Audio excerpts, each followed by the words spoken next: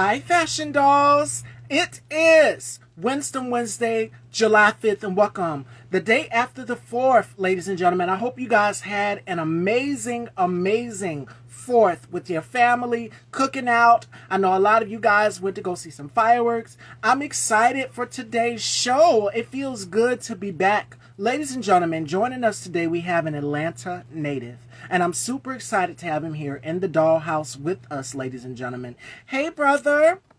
Shout outs to my brother, K-Tukes, the K-Tukes spot. It feels good to be back. And I would also, before we get into today's show, I would like to take the time to wish my makeup artist and beauty contributor, Melanie Nalamai Bridges, a very special happy birthday. Can you guys hear me and can you see me clearly? I'm going to send this live over to Josh so that we can dive right into this interview today.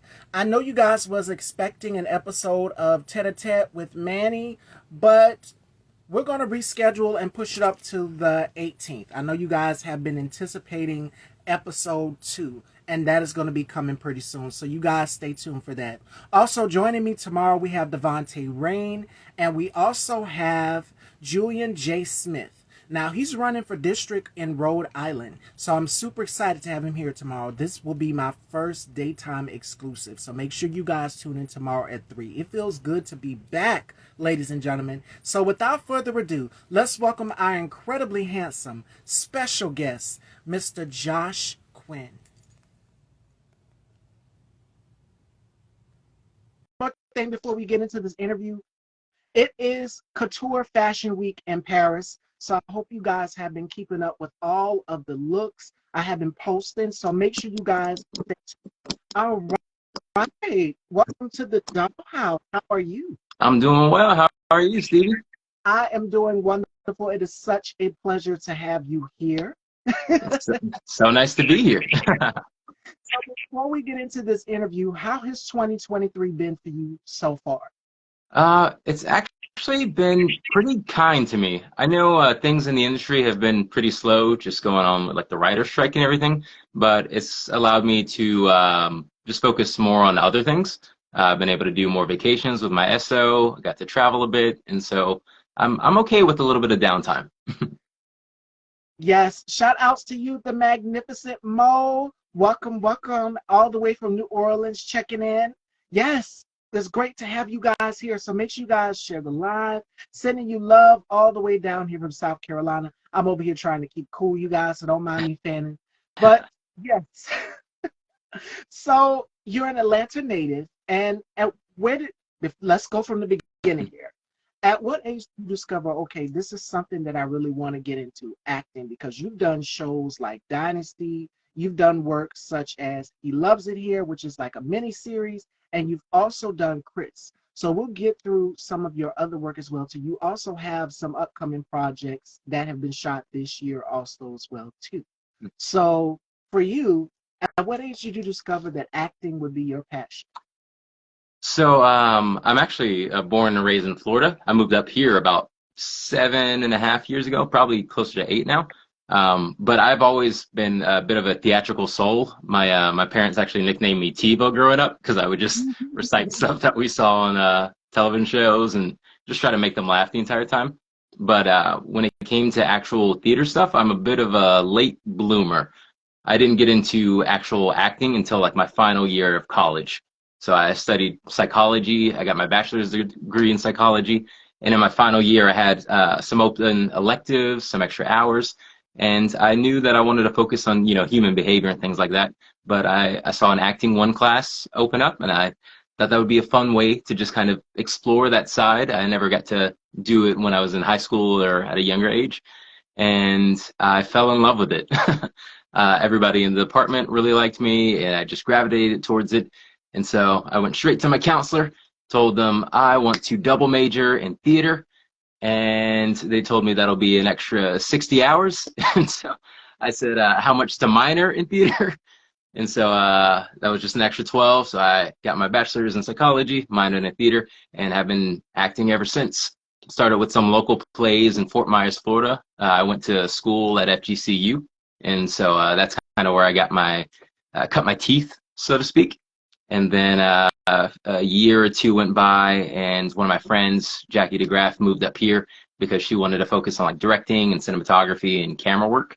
And she told me Atlanta was booming and that I needed to come up. And so a month later, she found a room for me, brought me up here, and I've been here ever since, all 8 years ago, like I said.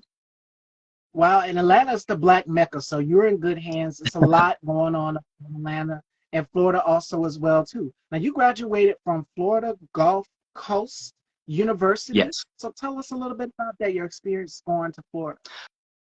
It was nice. It was nice. I was originally born in Fort Pierce on the East Coast, and Fort Myers is on the West Coast. So it was nice to have a different city life and a different experience. A little bit away from family, but still close enough to visit and swing by for holidays and things like that. So it was kind of a nice way to get my own independence. And we were definitely spoiled in Fort Myers. You know, they're nicknamed the college on the beach because the beach is like 15 minutes away at any point in time.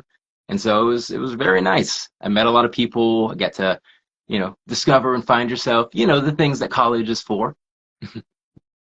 Yes. And let's go down your catalog of work here because you have such a fascinating catalog of work as well as some upcoming projects as well too. You did Dynasty, which is alongside Rob Christopher Riley and Michael Michelle. Oh my goodness, you did Chris, you did He Loves It Here. So out of all of your projects, which one has to be your favorite?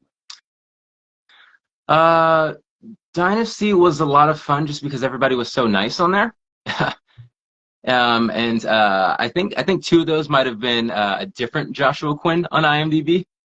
So I'm less familiar with the Chris in the last show that you mentioned.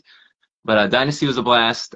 Class of '09 was one of the recent ones that I worked on, which is now on Hulu. And that was also very cool because when we were filming that, it was actually filmed locally in Atlanta. But the night that we were shooting, it started snowing, one of the rare nights that it was snowing in Atlanta. And so that was just a really interesting and unique experience that I wouldn't really expect on set, but it was a nice treat. And as far as like some of the more fun things that I've done recently, I just worked a job that flew me out to Las Vegas. I was hosting as like a game show host. And so I got to kind of interact with the audience, give out some prizes, and it was just a paid covered trip where I get to work and have fun. And what was that experience like for you besides being, of course, in front of the camera, but doing something different, hosting what I'm doing? Yeah, it was definitely different. So fortunately, I've had a lot of luck being able to improvise. I'm actually an improviser at Dad's Garage Theater Company. We're in Old Fourth Ward, so check us out if you want to catch a show. But because I had that improv background is kind of why they picked me for a host because they knew that, things happen in the moment. You need to be able to roll with the punches and pivot if things aren't working according to plan.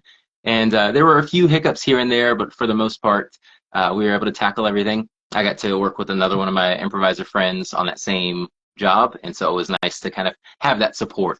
But it's just nice to host and be able to give out prizes to people, you get to see people light up and they're all excited and they're riding the energy of the corporate event that they're working for. So it was just cool to be part of the crowd. Now, which do you prefer, theater or on set? Even though they're both on set, which do you prefer the most? Being in front of the audience, theater, live in real time, or on set? I know it's kind of a cop out answer, but they both have their perfect moments. So one of the things that I'm doing currently right now, like I said, I'm improvising, and that is such a blast. It's one of the best things I've ever done just for my acting and also my career, but also myself. You're in the moment, you're working as an ensemble, as a team. You got the audience kind of building the jokes and the scenes with you, and it's one of those things where you'll never laugh harder than when you're in those moments, and everything's just so instantaneous and spontaneous. And it lives for a night and then it's gone for a night, never to be seen again. So I kind of really like that ephemeral aspect of theater. But then also like all of the different things that you can do with the medium of film, between special effects and masks and working with the angles of the camera lens and just being able to tell a different story. Now, My next question for you is, let's see. Let me see. Let me go to my cue card Yeah, here. no If you problem. can, yes. Now, being in front of the audience real time, if you mess up in front of the theater, Blue Shiny says improvising is awesome, but it's much harder than most people think. It's a real hard skill. Absolutely. And I was about to say, when you're live in front of an audience in real time, like how we are right now, if you mess up, it's out there forever. You just have to go with it. You just have to go Mhm. with it. So, what advice would you give to up and coming theater actors that are looking to get into the theater scene? What advice would you give them? The best advice I would give them is to actually train in improv, just because, as Shawnee said, it is a hard skill, but it is one that anybody can work on and anybody can get better at. And a lot of people can get intimidated doing improv because you think you have to be funny or you have to be on the spot and you have to be perfect. But one, it's really not like that. Improv is the art form of dealing with the unscripted, and the way I view it is there's nothing more unscripted than life. Things are going to go wrong, things are going to mess up. And so being able to hone that skill to pivot in the moment and go with the flow and be adaptable, I think that's one of the best things that you can do, especially if you're an upcoming actor. If you're trying to take direction or in the middle of a callback or audition and the casting director is asking you to do something, you need to be able to be flexible. You need to be not locked in a certain pattern or same way of saying something. And so being able to take those notes, pivot, and create something brand new from nothing, I think is an invaluable skill. Absolutely. So, what would you rate? What has been one of your best performances of your career thus far? Which would you say? You've done a catalog of work from theater to television. You've done both. Yeah, ooh, that's a very good question. I'd say one of I don't necessarily want to say it was like my peak or best performance or anything like that, but I think one of the performances that kind of changed me the most as a performer was actually one of the first plays that I did when I got out of college. It was a play called Gruesome Playground Injuries, and it is a two-hander, which means it's just two people on stage the entire time. So 60 or 90-minute show, and it's just me and one other partner, and you really learn a lot about yourself as a performer. Like you said, if things go wrong or you're in the moment, it's just out there. The audience was in the round, so they were circling us. We were just in the middle. All of our clothing and wardrobe changes happened on stage. All of our makeup happened on stage, and it was just such an exercise in trusting your scene partner and trusting the material and trusting the work that you had done and just leaving it out there. You can't really hide when you're surrounded by an audience. So I think that was one of the ones that really um, crystallize my passion for this work. And Shawnee said it best, the show must go on. When something happens in real time, you have no choice but to just go along with it, make it work. Yeah, speaking of, actually no Shawnee because we worked on a web series recently. It is called Silver and Gold, and you can absolutely stream that anytime. Highly recommend. Currently working on the second season, so be on the lookout for that as well. But I want to give shout out to my people. And you have some upcoming projects, Tree of Life and Man Up, which is in post-production. And I know you can't give away a whole lot, but just give one word to describe each project. Yeah, they're both actually with Michael Chris, which is nice to get to work with the same person over again because you build that trust all over again and you get to learn each other's styles. But Tree of Life is the exploration of a little bit of a supernatural story, and it follows the story of a detective, and that's all I can really share without giving too much away.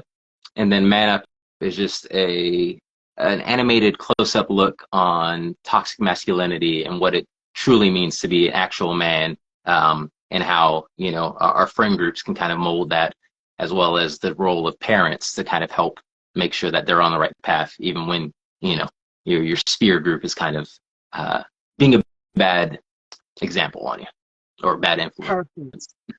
So you're going to be doing voiceover, and this is an animation. Yes. So this is going to be an amazing project. It's called Man Up, and it talks about, we kind of touch on this on my show a little bit. We talk about toxic masculinity and the impact that it has on Black men in the in our community, the black community, whereas black men growing up, they were told not to cry, not to show emotion. And it's Mm. just like the best part of being human is showing emotion. Yeah.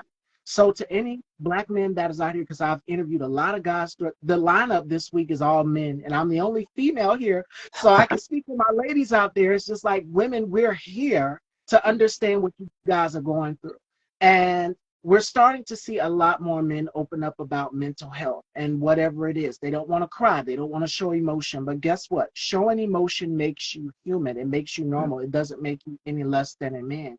And that's why the girlfriends, the wives, the sisters, we're here to support 100% and let you know that we care. So this project, I need you guys to go and check it out. It's in post-production, and it is called Man Up, and it stars Joshua. So I'm glad you touched on this, because this is something that I talk a lot about on my platform, whether it's toxic masculinity or whether it is mental health. That is something that I cover a lot on my platform. So glad to touch on that. Yeah. Now, you said style. One word stood out to me, and that is style. We're going to have some fun.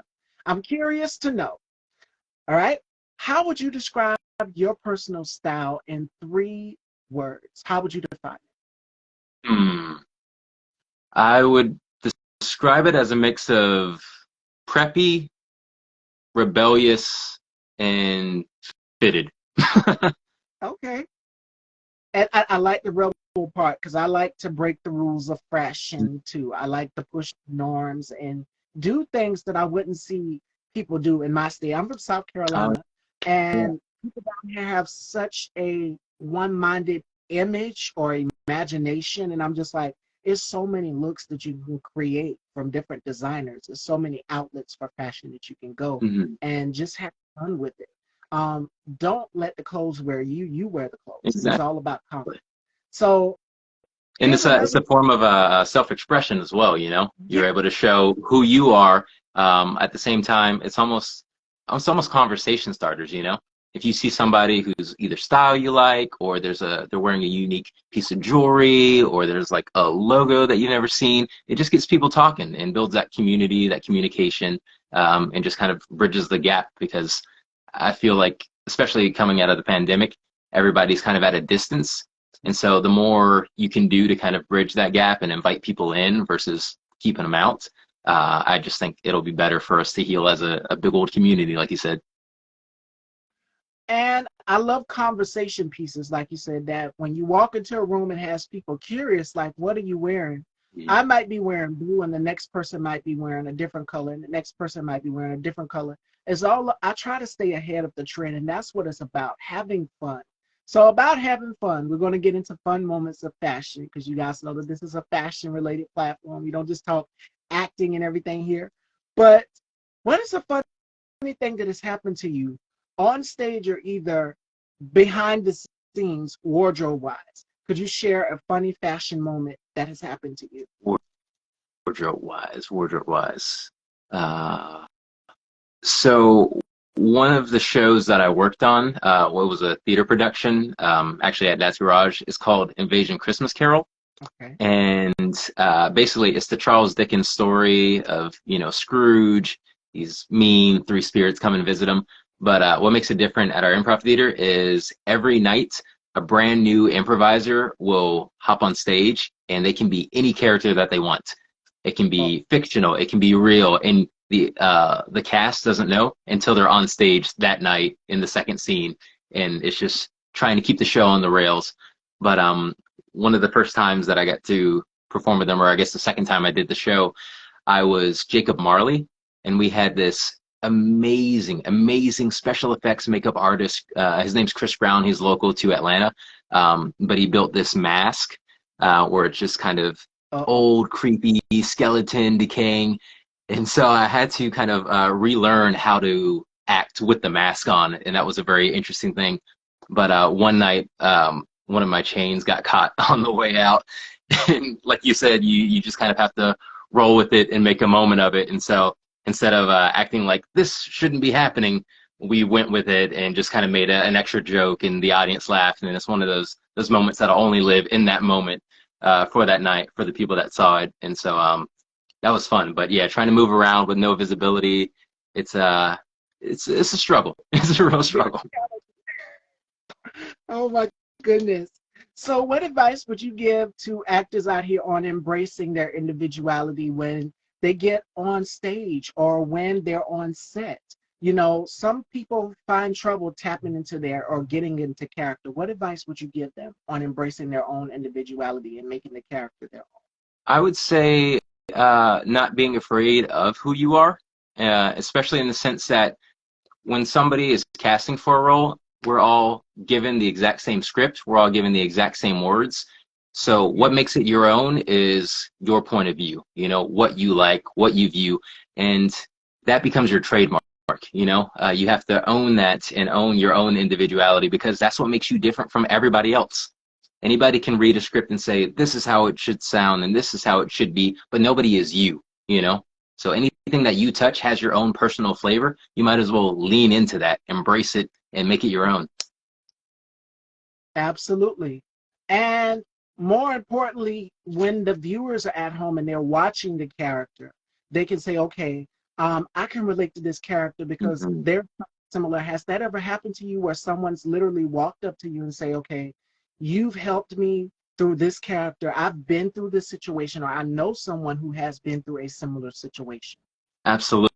Absolutely. It happens actually a lot, especially in theater, just because that's actually one of the reasons why I got into theater was I'd seen some shows in college and the way that it impacted me and just really kind of grew my own empathy and my feeling and my perspective and changing and sharing other people's perspectives.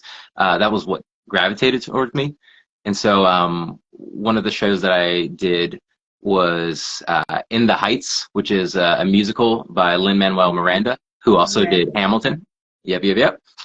And so I got to perform that at the Aurora up in Lawrenceville, Georgia. And that was a blast because one, the cast grew like a family, but two, it was just such an exciting and different show that that area hadn't really seen before.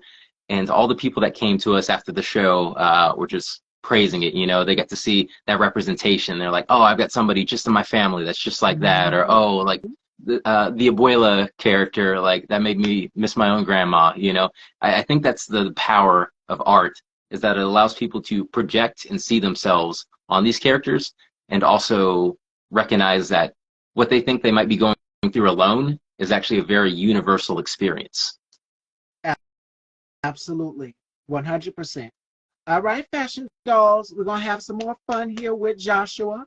We have two games that we're going to do. All right, the first one is called the Rapid Five. And Joshua has to tell us five things that he can't live without. It can be his family, friends, whatever he's thinking, whatever comes to mind. And then we're going to do something called Turn the Tables. And this is where my guests get to ask me questions because I see a lot of new faces, so many new faces. I guess I've been missed. I see a lot of new faces coming in. So he's going to ask me some questions. It can be anything related to beauty, life, goal, passion. I mean, whatever you guys are curious to know. You guys can chime in the comments as well, too, and I'll answer your questions as well, too. All right. So we're going to start off with the rapid five. What are five things that Joshua can't live without? One is absolutely my SO, my significant other, Becky White. We're going to be celebrating 8 years in December, and she has been such a rock and supportive person, not only for my career, but also for my life, and helped me grow, and I've helped her grow. And yeah, I'm just looking forward to all those adventures that we've got planned line up. Number two, playing D&D. I love playing Dungeons and Dragons, which is just like role-playing game and playing with some friends. But I really love that community that we've played. What is another thing? Rock climbing has been amazing. It's my sport of choice. And so being able to rock climb and boulder, can't live without that because I would be inactive and a couch potato. Number four, improv, because like I said, just getting to make people laugh on a nightly or weekly basis has been a blast, but also just creating stuff from nothing with people that I care about and people that have also want to create fun and add some smiles during some dark times. And then number five, I would say smoothies. I eat a lot, and so fruit smoothies are the only thing that kind of hold me over and get me through the roughest days. I'm telling you.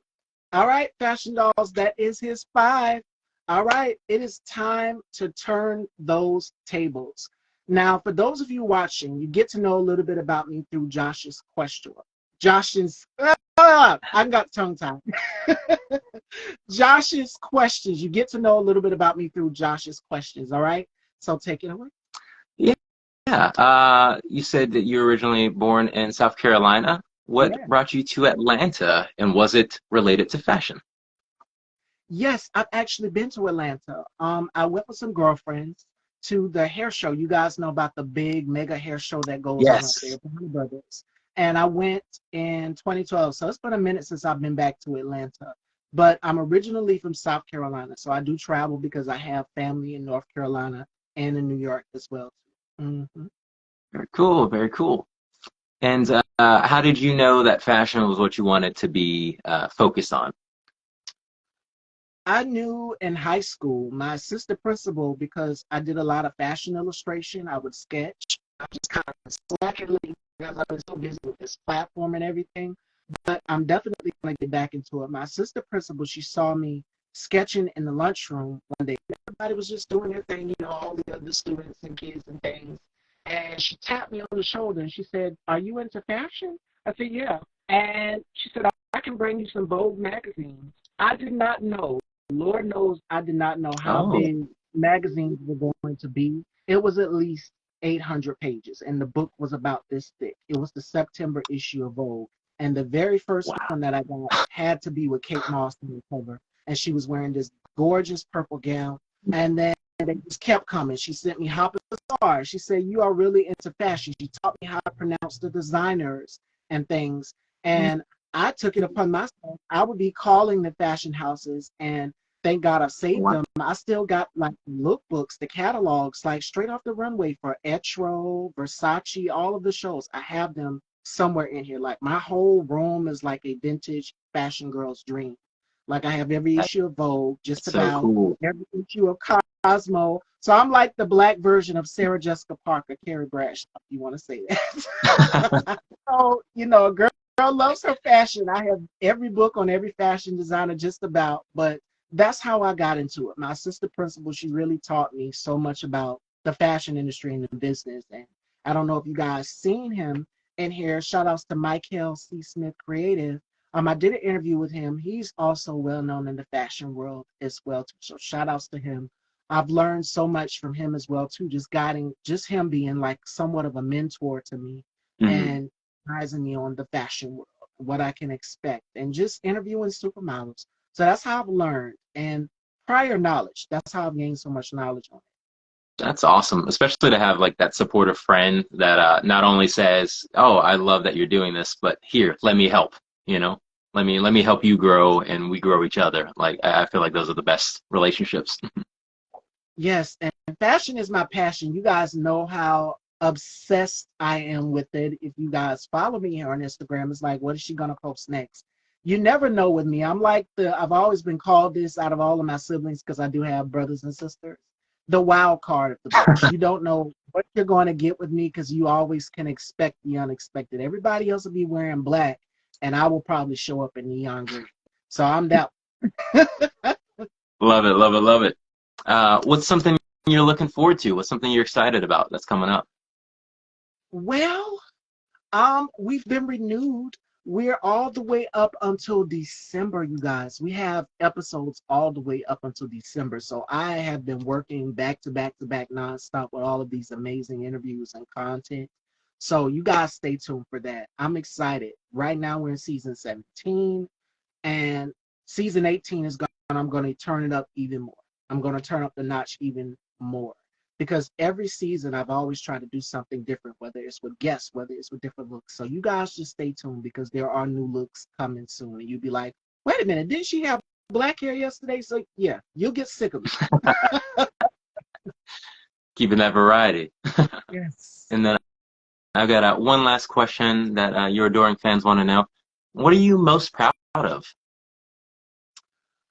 I am most proud of at being at the peak of my career right now. Success. I never gave up. And I must say this, no sick days. I kept going forward, and I've kind of doubted myself a little bit, but I will say this to anybody who has a dream or a vision. You don't know how capable you are if you don't try. You can tap into your inner strength. And sometimes I will sit back and reflect, like, I didn't even know my own inner strength. I didn't think I was capable of doing it, Yeah. but I did it, and I conquered it. And once you complete a goal, I create vision. Hmm. And almost everything that I've had on my vision board when I created it is coming to fruition full circle. Some things can need a little nick here and there to get even better, but I've realized that if I keep applying the pressure, you can get a diamond. And I always strive for perfection in anything that I do. I'm a perfectionist. And I don't think it's a Scorpio thing because I am a Scorpio, but I always try to make sure that any interview that I do turns out perfect. Any look perfect. Everything has to be amazing because there's so many critics, and being in the public eye, well, but both being in the public eye, you're getting criticism from left and right. So I try to make sure that everything turns out perfectly. And I must say I'm proud of myself, and I give myself a pat on the back of being able to balance out family. Because my brother's expecting with his girlfriend. Oh, Today is her well, birthday. congratulations. Baby sis. I'm gonna be an auntie. I'm excited about that. Just getting my feet in the door to even more greater things. So expect the unexpected. I love that. And I know that baby's going to be styled. Styled. Yes, yes, my little nephew. Yes, he is definitely going to be styled. I'm probably going to be the one that's going to be doing the spoiling my You gotta. nephew. You gotta. I love that advice that you gave too, because I agree. Anybody that's going for their dream or their passion, you're gonna doubt. That's a natural part of it, but it's all about persistence, you know? The ones that we see are the ones that stayed in it as long as they could, you know? And just keep on trucking, keep on pushing, and eventually it pays off. Absolutely. When you keep working hard towards a goal or a passion that you have in life, just in general, the outcomes are endless. And you'll sit back and you'll reflect even in meantime, because I know we all have a point in our life where we sit and we reflect in real time, like, wow, I can't believe I just conquered this. And there you have it. That's the end result. If you keep applying pressure to whatever it is that you're working on. Yeah, I always say you've already survived all your worst days, and that's motivation to keep on trucking. Yes. And so many obstacles. I've had so many obstacles come my way. Like I had to start over, because I had my Facebook and everything. So I had to start over with that. And I was just devastated. But I said, there's nothing wrong with starting Yeah. over. It's just a page. Let the person, whoever took it, whoever did what, let them have it. Hmm. Start over. Know that people genuinely care and love and support you when they see you going after your dream. And Hmm. that's what makes people so relatable to me, is that I go and I encourage people to keep going after their dreams. Yeah, absolutely. And if you built it once, you can rebuild it again. So I love it. And there's nothing wrong. For me, it's like a rebirthing process. Hmm. You rejuvenate yourself. You come back renewed, like you never even left. Yeah, yeah, yeah. Love it. All right, fashion dolls. So that is our turn. The tables. Now, are there any words of encouragement or gems you would like to give to your supporters and your followers? Because I see a lot of your followers, they're coming in. And thank you for the follows. Thank you, loves. So, what advice would you give to your supporters or anyone that's looking to become an actor or do theater? Because it's not easy. Standing up in front of the audience in real time. Trust me, I do it every day, 5 days a week. And people are watching. It's like, what are you going to do? What are you going to say next? So, Mhm. what advice would you give to people that are looking to get into theater or acting? I think the best advice I can give to any creative, and it's not something that I came up with, it was something that I heard and I just like sharing it with others, is that there is no perfect time. You can try to sit back and wait for everything to be right and the stars to align and the opportunities to come to you, but that's never gonna happen that way. But what does get rewarded is putting yourself out there, trying and Yes. failing and trying and failing and trying and failing, and eventually finding that success, finding out what doesn't work, you know. It's through that effort and through taking those steps, you know. You're not going to have a novel written if you wait for the perfect idea to show up. You'll have a novel written if you write a page a day, a page a day. And whether it's good or bad, doesn't matter. Just write a page a day. You can always refine it. You can always throw it away. But it's falling in love with the process versus the outcome. Because too many people wait for the outcome and aren't willing to risk failure. Trial and error. Shout outs to my brother K Tukes. Make sure you guys go and check out his platform, the K Tukes Spot Talk Show as well too. Amazing platform, and K Tukes has been an amazing support system. Like before our interview, of course I messaged you and I checked to see where where your headspace was and everything. And he texted me right before the interview, and he said, "Sis, how are you doing today?" So those are the people that you keep within your circle, the ones who are checking on you, making sure that you're good, because it becomes overwhelming and it's just like, wow, what do I do now? So it helps to have people in your corner backing you 100%. Another person I can say that for is my girlfriend Felicia, and our makeup artist and beauty contributor Melanie. Happy birthday, girl. Happy Who birthday. always gets me. It's amazing to have these people in my corner backing me. So, Mm. all right, fashion dolls. I have a final word of the day, and then I'm going to let Josh plug everything so that you guys can go and follow and check out the projects. Man Up is one of them. I need you guys to go and stay tuned for that and check that out too. Very powerful and important message, and I hope you guys are taken away from it. All right.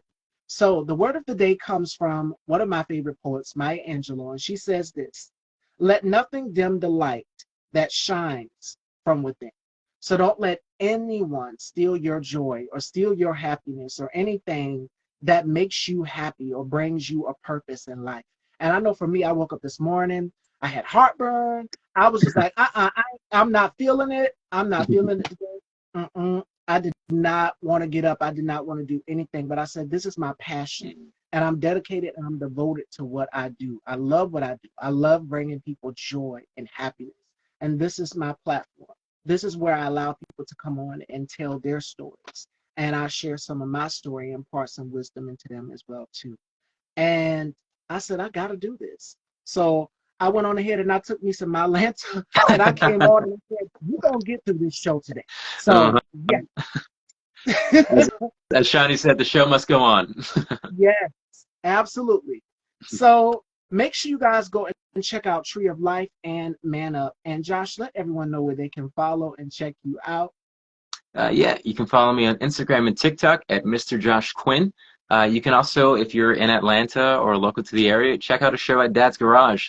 We have a special guest, Henry Zabrowski, coming this Friday and Saturday, and I'll be in the Friday show performing with him, doing improv and just make 'em ups, and it's going to be a blast. And yeah, that's the best way to find out what's next on my agenda. Follow me on those. All right. All right, ladies and gentlemen, Joshua Quinn, I would love to have you back in the winter time as well, too. We're definitely looking for guests for December, so I'll get in touch with you about that. And I had such a great time, and I hope you guys enjoyed this conversation as well, too. The gems also that were imparted in this interview. And this will be uploaded to Style by Stevie Daytime, so make sure you guys head on over and subscribe. Joining me tomorrow, we have Julian J. Smith. He is running for district in Rhode Island. He's joining me tomorrow at 3. And we also have Devontae Rain. He is coming back to the Dollhouse. Now, the breaking news that broke the internet that I posted a few days back was Nelson J. Davis is going to be here July 10th, Monday, July 10th. So make sure you guys tune in for that interview. The reminder is up, so set your reminders. He is coming back to the Dollhouse, and this is his 3rd consecutive time returning as well also.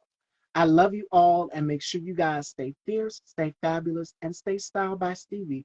Thank you guys for tuning in. And Josh, it was a pleasure chatting with you today. Thank you so much for having me, and I'd love to come back. You too. Take care.